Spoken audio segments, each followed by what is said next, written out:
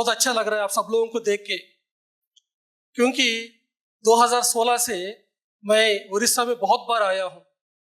हम वेट कर रहे थे कि उड़ीसा मास्टर्स कब ध्यान में जुड़ेंगे, क्योंकि उस समय देखा था तो 2016 से लेके 2020 के बीच में बहुत कम मास्टर्स से उड़ीसा बात करने वाले। लेकिन आज मैं देख रहा हूँ इस उड़ीसा ध्यान महायज्ञ में पूरा उड़ीसा में गांव-गांव से लोग आके इस उड़ीसा ध्यान महायज्ञ में भाग लिया है। ये खुशी की बात है। जो लोग इस उड़ीसा ध्यान महायज्ञ के लिए प्रयास किया है, ध्यान प्रचार किया, इतना सक्सेसफुली किया, सब लोगों के लिए कांग्रेचुलेशंस। यही चाहिए।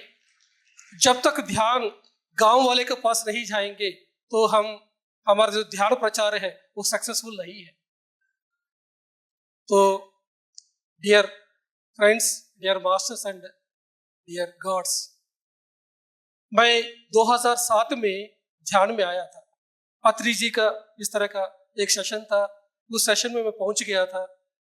सर पत्री जी ने ध्यान करवाया, ध्यान के बारे में बताया, लेकिन कुछ भी समझ में नहीं आया मुझको। लेकिन ध्यान होने के बाद पत्री जी का एक किताब मैं पढ़ा हूं, वो किताब का नाम है तुलसी दल। वो किताब है मेरा जीवन को पूरी तरीके से पलट दिया। वो किताब में मेरे सभी सवालों का जवाब मिल गया। मैं जिसके लिए ढूंढ रहा था वो सभी सवालों का जवाब मुझको मिल गया पत्री जी का उस तुलसी दल किताब। तब से लेके मैं इस ध्यान यात्रा में आगे बढ़ता रहा। इस तुलसी दल किताब में पत्री जी ने 3 सत्य बताया। We won't get what we deserve, we will get only what we need। हमको जो डिजर्व करते हैं लेकिन अभी वो भी नहीं मिलेगा, आपको जो जरूरत है वो ही मिलेगा। ये कब है? आत्मा का 100 जन्म से लेकर 200 जन्म के बीच में आप डिजर्व भी करते हैं लेकिन वो नहीं मिलते। क्या मिलते हैं? आपको जो जरूरत है वही मिलेगा। अच्छा, इसका मतलब क्या है कि मैं डिजर्व करता हूँ बिजनेस में सक्सेस होने के लिए, लेकिन वो जरूरत नहीं है मेरे लाइफ में, इसलिए मैं बिजनेस से फेल हो गया। मुझे समझ में आया you won't get what you need in your life, you will get all those things that are required for the society through you। तीसरा सत्य दिखाए, उस समय में भी आपको जो जरूरत है वो भी नहीं आएगा। उस समय क्या होगा कि सोसाइटी को जो चाहिए वो चीज आपके द्वारा मिलेगा। यह है तीसरा सत्य। ये आखिरी जन्मों में होती है। आखिरी जन्मों में क्या होते हैं कि जिस काम के लिए तुम आया है वो काम का जो तुमको जो पैसा चाहिए, जो सपोर्ट चाहिए, जो भी रिसोर्सेस आपको चाहिए वो सब कुछ मिलेगा सोसाइटी को सेवा करने के लिए। यह है तीसरा सत्य। जब ये तीसरा सत्य के बारे में मैं जाना हूं तब से लेके मैं ये ध्यान में आगे बढ़ा हूं। मैं मुझे समझ में आ गया मेरा लाइफ क्या है।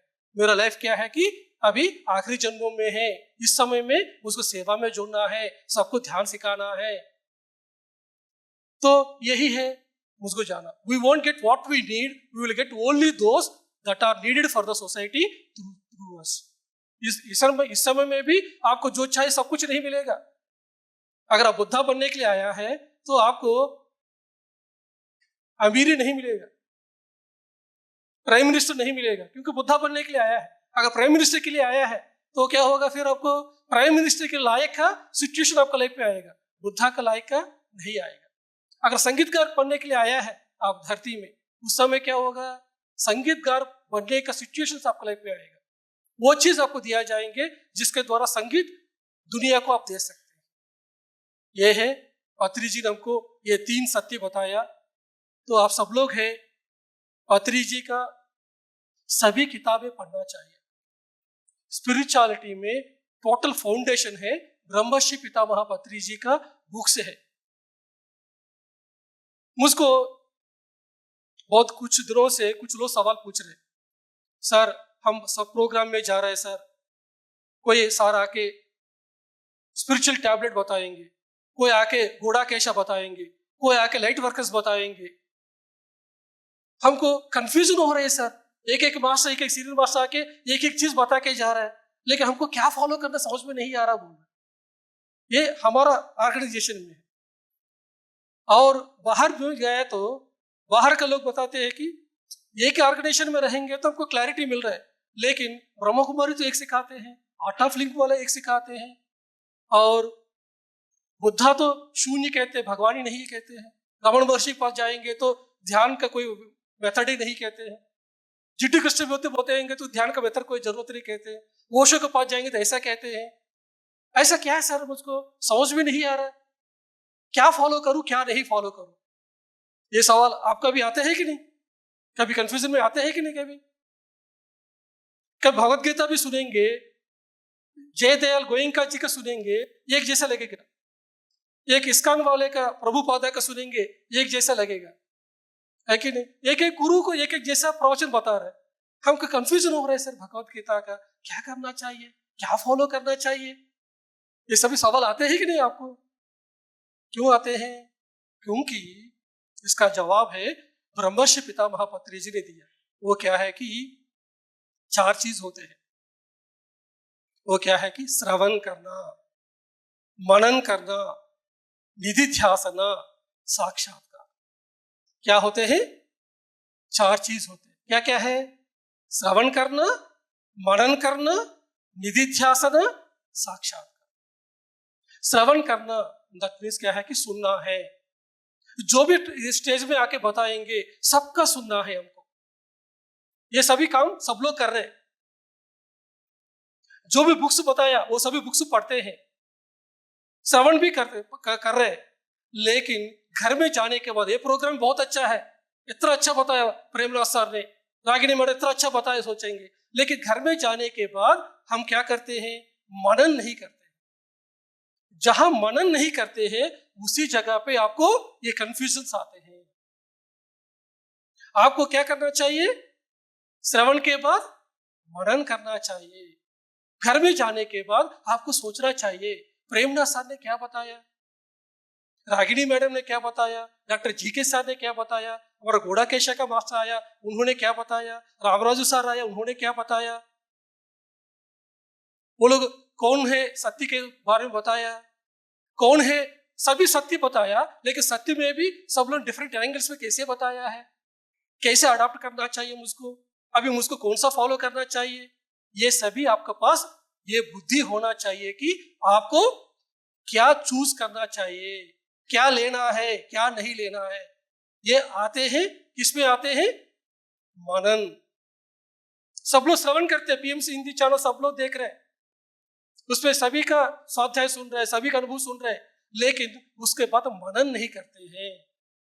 सुनना पढ़ना ये सभी श्रवण में आते हैं, तो मनन करने के समय में हमको बहुत सारे सज्जन सांगत्य करना पड़ेगा, स्वाध्याय करना पड़ेगा। मैं देख रहा हूं हमारा नॉर्थ इंडिया में बहुत सारे लोग हैं ध्यान कर रहे हैं। अभी आजकल सब लोग अच्छा ध्यान में आया है, अच्छा ध्यान कर रहे हैं, लेकिन बुक्स नहीं पढ़ रहे, सज्जन सांगत्य नहीं कर रहे। इसी की वजह से सभी कंफ्यूजन है। जब आप बुक्स पढ़ेंगे तब आपको कंफ्यूजन नहीं आएंगे, जब आप सज्जन सांगत्य करेंगे तब आपको ये सभी कंफ्यूजन नहीं आते हैं। आपको जब कंफ्यूजन आया तब आपको क्या करना चाहिए? कोई सीनियर मास्टर के पास जाके सज्जन सांगत्य करना चाहिए। आदि शंकराचार्य जी अद्वैत कह रहे हैं, जब 2 चीज नहीं है एक ही बोल रहा है, अद्वैत कह रहे हैं। लेकिन रामानुजाचार्य बोलेगा तो विशिष्टाद्वैत कह रहे हैं। मध्वाचार्य के पास जाएंगे तो द्वैत है कह रहे हैं। क्रिश्चियनिटी और इस्लाम देखेंगे तो द्वैत कह रहे हैं। ऐसा क्या है? पत्री जी तो आनापानसति करने के लिए बोल रहे हैं, और बहुत सारे गुरु से ऑर्गेनाइजेशन से उधर मंत्र जाप करने के लिए बोल रहे हैं। मुझे क्या करना चाहिए? ये सभी डिस्कशन करना चाहिए। जब आप डिस्कशन करेंगे तब आपका सभी कंफ्यूजन दूर हो जाएंगे। मैंने स्वाध्याय किया हूं, सज्जन सांगत्य किया हूं, इसलिए मैं अद्वैत को भी समझाऊं, द्वैत को भी समझाऊं, विशिष्टाद्वैत को भी समझाऊं, इस्लाम वाले को भी समझे, क्रिश्चियनिटी को भी समझे, और सभी ऑर्गेनाइजेशन से सब कुछ समझने की शक्ति आया है, क्योंकि पत्री जी ने हमको इस तरह का स्वाध्याय दिया था, इस तरह का बुक्स दिया है, इस तरह का ज्ञान दिया है कि हमारा वो बुद्धि से हमको कौन सा लेना है कौन सा नहीं लेना है। दोनों में क्या लेना है, ये सभी समझने की शक्ति हमको आना है, दैट इज बुद्धि। मनन में क्या होते हैं, हमारा बुद्धि को इस्तेमाल करना चाहिए। बुद्धि कैसे आती है, स्वाध्याय से, सज्जन संगत से। जब हम देखेंगे जो मुक्ति का रास्ता है, पूजा से आते हैं, भजन से आते हैं, मंत्र जाप से आते हैं, या श्वास के साथ ध्यान कर रहने की वजह से आते हैं। जब हम जांचेंगे तब आपको पता चलेंगे कि श्वास के साथ रहने के द्वारा आपको, श्वास है आत्मा का कनेक्शन है, तो आत्मा के बारे में जानना है तो श्वास के साथ रहना है। श्वास है तीसरा अंक का चाबी है। मंत्र है कहां तक पहुंचाएंगे, मंत्र 5th चक्र तक पहुंचाएगा, लेकिन तीसरा अंक सजग होने के लिए कौन सा चाहिए आपको, ये श्वास के साथ रहेंगे तो तीसरा अंक जो खुलेंगे, ये आपको पता होना है। जिस समय आपको पता चल गया आनापानसति ही एक ही मात्र रास्ता है, जो बुद्धा ने 112 मेथड फॉलो करने के बाद आखिरी में उनको क्या पता चला, आनापानसति ध्यान के बारे में पता चला, अच्छा इसी को मैं फॉलो करना चाहिए। जब जानने के बाद आपको क्या करना चाहिए, तीसरा स्टेप आएगा।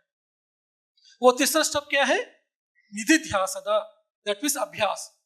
अभी हमको क्या करना है, अभी सुने हैं, ये प्रोग्राम में आया है, सुने हैं, उसके बाद घर में गया, सज्जन संगत किया, बुक्स पढ़े, उस समय क्या हो गया, हमको मनन किया, उसके बाद हमको पता चल गया क्या रास्ता है।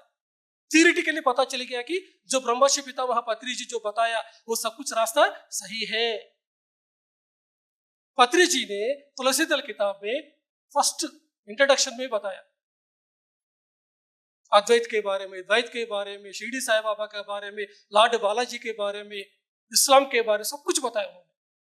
मैं जब वो किताब पढ़ा था, फर्स्ट 2 पेजेस में मुझको क्लैरिटी आ गया, सभी धर्म का एकता को मैं समझ में आ गया मुझको। तब मैंने क्या किया, फिर श्रवण हो गया, मनन हो गया, फिर उसके बाद अभ्यास में आ गए हम। तो उसके बाद क्या हो गया, अभ्यास होने के बाद नेक्स्ट आते हैं, जब अभ्यास करेंगे ध्यान करेंगे, स्वाध्याय करेंगे, सज्जन सांगत करेंगे, आखिरी में क्या होते हैं, हमको क्या पता चलेंगे, हमको साक्षात्कार। दैट मीन्स क्या है कि जीवन में हर एक सिचुएशन में साक्षी का जैसे रहना आपको समझ में आएंगे। तो हमारा उस समय आपको कहेंगे कि ज्ञानी पुरुष, क्या कहेंगे आपको, ज्ञानी पुरुष कहेंगे। फर्स्ट क्या है, श्रवण करना, नेक्स्ट क्या है, मनन करना, नेक्स्ट तीसरा क्या है, निधिध्यासना, अभ्यास में आना, उसके बाद फोर्थ क्या है, साक्षात्कार। ये फोर्थ स्टेज है, हमको करेंगे उसी समय हम ज्ञानी बनेंगे। सब लोग क्या है कि फर्स्ट स्टेप में श्रवण में आएंगे, उस समय सुनेंगे, पढ़ेंगे, उसके बाद क्या करेंगे, उसके बाद मनन भी नहीं करते। जब मनन नहीं करेंगे, क्या रास्ता है वो पता नहीं चलेंगे, तो आप कंफ्यूजन में रहेंगे। 1 साल ध्यान करेंगे, उसके बाद 2 साल करेंगे, चले जाएंगे, 4 साल ध्यान करेंगे, उसके बाद चले जाएंगे। तो ये सभी से बाहर आना है तो स्वाध्याय और सज्जन सांगत है हमारे जीवन में बहुत जरूरत है। तो सब लोग को क्या करना चाहिए कि ध्यान कर रहे लेकिन बुक्स नहीं पढ़ रहे, बुक्स को पढ़ना चाहिए। सबसे पहले बुक्स है हमको जो पढ़ना चाहिए वो कौन सा है कि ब्रह्मर्षि पितामह पत्री जी जो ने पूरी तरीके से फाउंडेशन दिया है।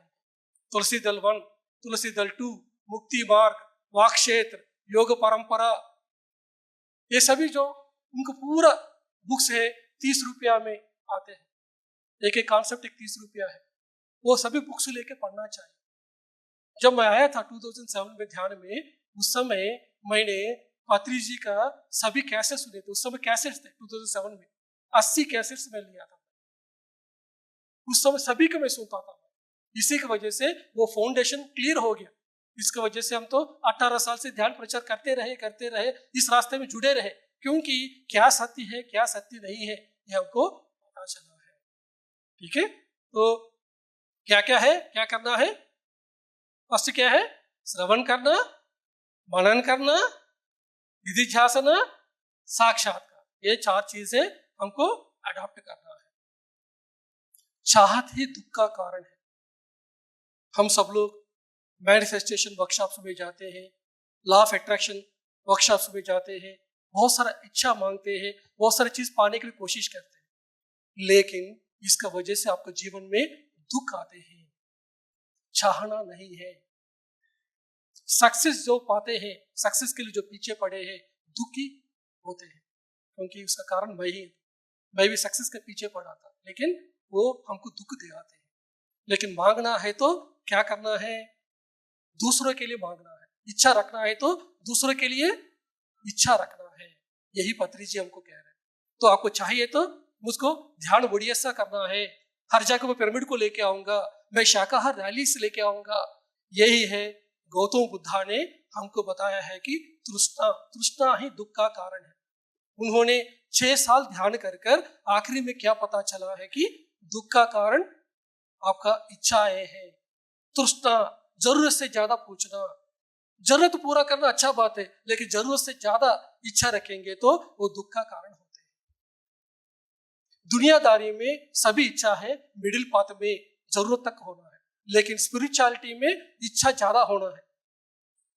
मैं पूरा उड़ीसा में ध्यान सिखाऊंगा, उड़ीसा में मैं मेगा पिरामिड लेके आऊंगा, उड़ीसा में शाकाहार लेके आऊंगा। इस तरह का आपको इच्छा होना है। उसका वजह से आपका डेवलपमेंट होती है, इसका वजह से आपका आत्मा का उन्नति होती है। लेकिन दुनियादारी इच्छा रहने की वजह से क्या होते हैं?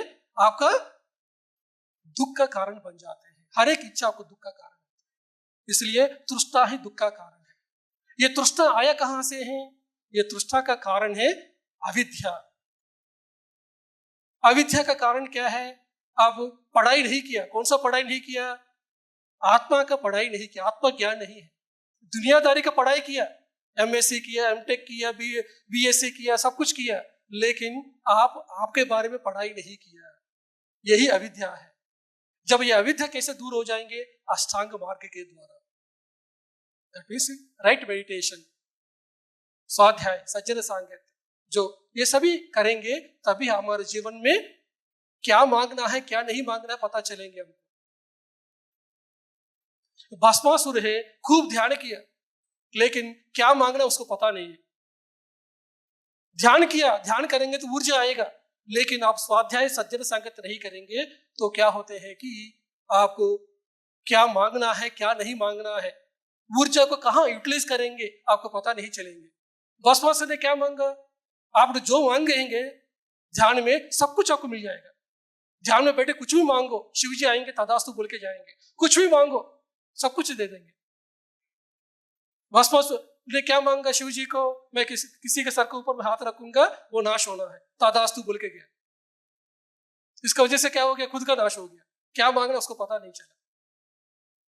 जब मैंने महाभारत पढ़ रहा था उस समय मुझको ये डाउट आया था, अश्वत्थामा ने पांडव का बेटे को मारना चाहता था। उसके लिए उन्होंने ध्यान किया, ध्यान में शिव जी प्रत्यक्ष हो गया। उन्होंने मांगा कि मैं सभी पांडवों के बच्चे को सबको मारने की शक्ति मुझको चाहिए, मुझको दे दो। बोले हैं उनको इच्छा मांगा। शिव जी ने क्या किया?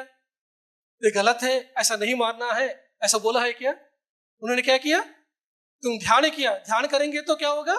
तुम्हारा मेहनत के लिए आपको वर दिया जाएंगे, लेकिन वो वर क्या हो गया? उनका शाप बन गया। तो ध्यान में आप जो भी मांगते हैं तो क्या होते हैं? शिव जी ने क्या बोला अश्वत्थामा को? तथास्तु बोल के चला गया। तो ध्यान में जो मांगेंगे सब कुछ हो जाएंगे, लेकिन क्या मांगना है क्या नहीं मांगना है ये कैसे पता चलेंगे हमको? स्वाध्याय और सज्जन सांगत। विश्वामित्र है, खूब ध्यान किया लेकिन स्वाध्याय नहीं किया, सज्जन सांगत नहीं किया उन्होंने।